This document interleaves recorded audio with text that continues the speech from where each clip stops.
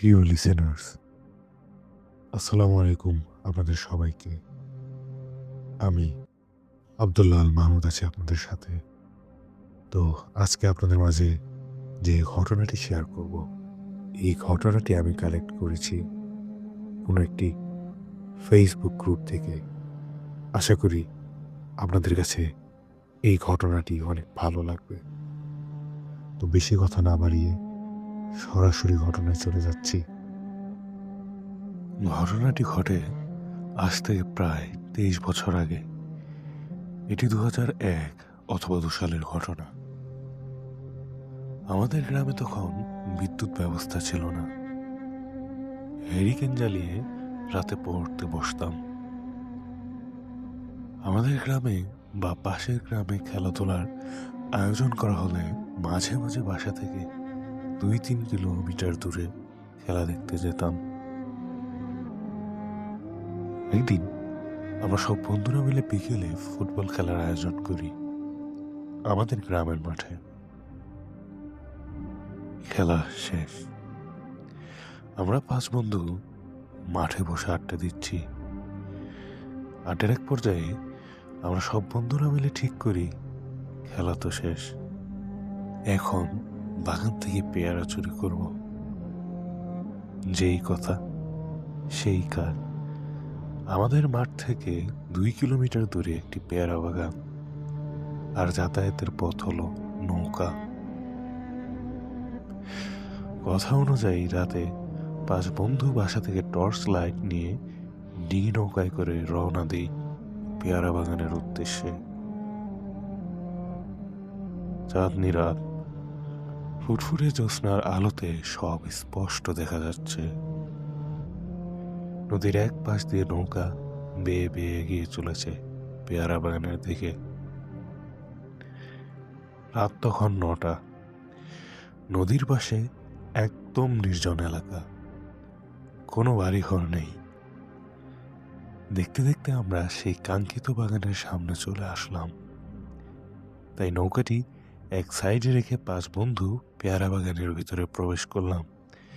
বিশেষ করে সাবধানেই বাগানে প্রবেশ করি, কেননা বাগানের মালিক যদি কোনো মতে টের পায় তাহলে আর আমাদের রক্ষে নেই। বাগানটি আয়তনে বেশ বড়, তাই বাগানে ঢোকার পর আমরা নিজেদের সঙ্গে করে আনা ব্যাগগুলি নিয়ে এক একজন এক এক দিকে চলে যাই। আমরা সবাই বেশ ভালোভাবেই পেয়ারা ছিঁড়তে লাগলাম গাছ থেকে।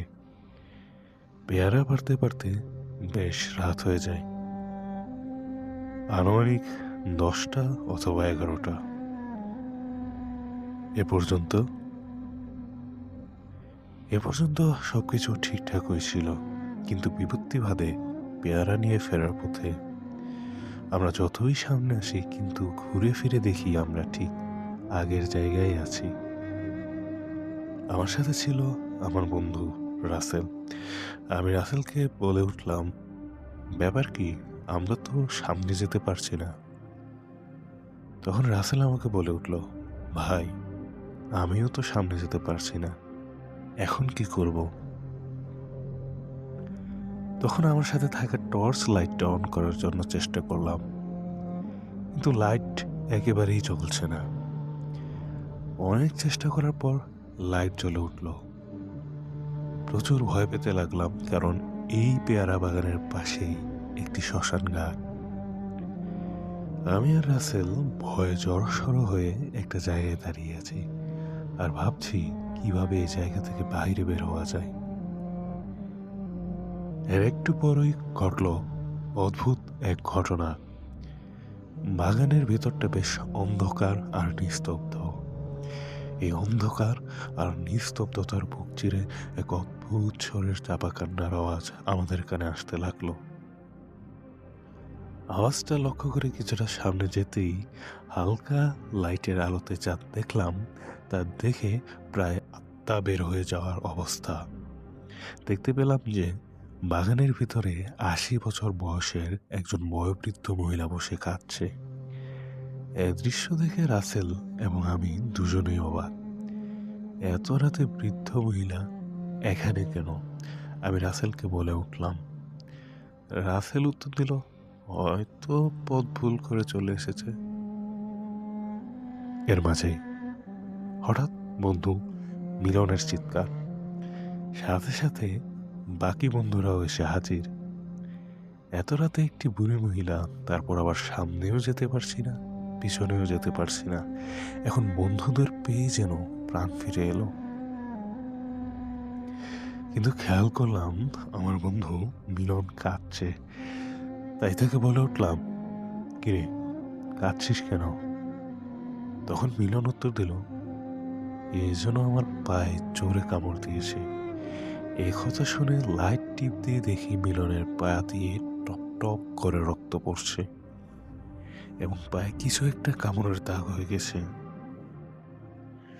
আমি মিলনকে বলে উঠলাম, এসব কিছু না, হয়তো কোনো জন্তু জানোয়ার কামড় দিয়েছে।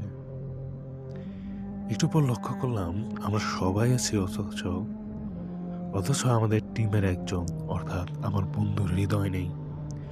ভাবলাম সে হয়তো পেয়ারা পারছে।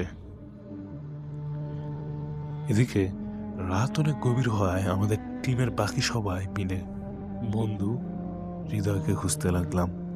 একটু দূরে যেতেই খেয়াল করলাম যে বৃদ্ধ মহিলা বসে বসে কাঁদছিল, সেই মহিলা দাঁড়িয়ে আছে। লাইটটা ওনার দিকে ধরতেই দেখলাম মহিলাটি হাওয়াতে ভাসছে। বৃদ্ধ মহিলাটির মুখ থেকে রক্ত পড়ছে এবং দাঁতগুলো বেশ বড় বড়। এই দৃশ্য দেখার পর হিতাহিত জ্ঞান ভুলে চার বন্ধু দিক বিদিক ছুটতে লাগলাম। দৌড়াতে দৌড়াতে এক পর্যায়ে আমরা বাগানের শেষের দিকে চলে যাই। ওখানে গিয়ে দেখতে পাই 8 থেকে 10 জন মুরব্বী লোক সাদা কাপড় পরে দাঁড়িয়ে আছে।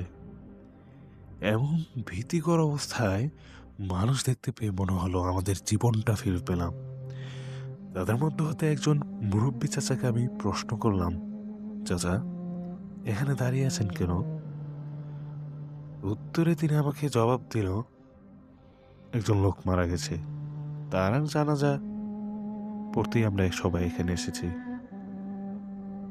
কথা বলে তিনি আমাদেরকে অনুরোধ করতে লাগলেন নামাজে জানাজায় শরীক হওয়ার জন্য। এমত অবস্থায় আমাদের চার বন্ধুর মনে কৌতূহল জাগে লাশটিকে দেখা। তাই লাশের খাটিয়া থেকে কাপড়টা সরানো মাত্র যা দেখলাম তা যেন আমরা বিশ্বাসই করতে পারছিলাম না। দেখলাম আমরা যে বন্ধুটাকে খুঁজে পাচ্ছিলাম না, সেই বন্ধু হৃদয়ের লাশ এই খাটিয়াতে। সে আমাদের দেখা মাত্র চারজনের দিকে তাকিয়ে বড় বড় চোখে হাসছে। এ দৃশ্য সহ্য করতে না পেরে আমার বাকি 3 বন্ধু চিৎকার দিয়ে জ্ঞান হারিয়ে ফেলে। আমি খেয়াল করলাম যে 8-10 জন লোক ছিল সাদা কাপড় পরা, তাদের একজনও নেই। এখানে খাটিয়াতে আমার হারিয়ে যাওয়া বন্ধু হৃদয়ের লাশটি ছিল, আর তা দেখে জ্ঞান হারানো ও চৈতন্য বাকি 3 বন্ধু। এরপর আর আমার কিছু মনে নেই। জ্ঞান ফেরার পর নিজেকে আবিষ্কার করি বাগানের পাশে থাকা শ্মশান ঘাটের ভিতরে, সাথে আমার বাকি 3 বন্ধুও আছে। পরে সবার জ্ঞান ফিরে এলে দেখি আমাদের হারিয়ে যাওয়া বন্ধু হৃদয়ের লাশ, যেটা রাতে খাটিয়াতে দেখেছিলাম, সেই লাশ বাসের দোলনায় ফাঁসি দিয়ে ঝুলে আছে। পরে বন্ধুর লাশ সাথে করে নিয়ে আমরা বাড়িতে চলে আসি। দাফন কাফন কাজ শেষ করে যে যার মতো করে বাসায় চলে যাই। পরে সবার প্রচন্ড জ্বর হয়। পেয়ারা বাগানে যে বন্ধুটার পায়ে কামড় দিয়েছিল, সেই বন্ধুটা কোনো কারণ ছাড়া কিছুদিন পর মারা যায়। তারপর থেকে আমি রাতের বেলা ঘুরোঘুরি অথবা একা একা বাসা থেকে বের হই না। প্রিয় লিসেনার্স, আজকের এই ঘটনাটি আপনাদের কাছে কেমন লেগেছে?